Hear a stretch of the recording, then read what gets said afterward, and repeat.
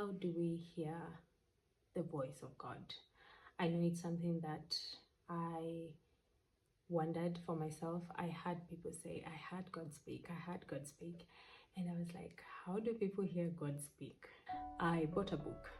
It's written by a very good pastor that I love listening to. He's called Pastor David Mbaga, for those who reside in Tanzania.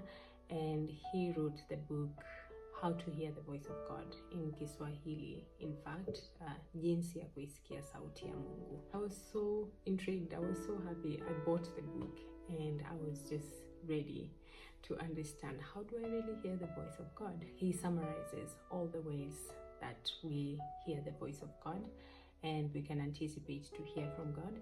As I learned through my journey as a young Christian or young in faith, the sure way that God speaks to us is through His Word, the Bible. This is the sure way of hearing His voice. So you hear people be like, so fancy, oh, I've heard from God.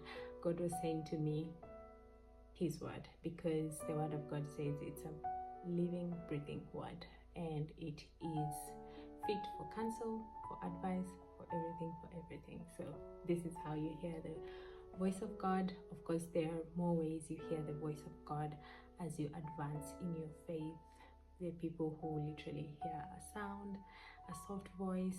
Of course, we are also spirits, so we hear from God through the Spirit, through the peace of mind as well. I've come to realize when you have peace about something, that's another way that God speaks to us.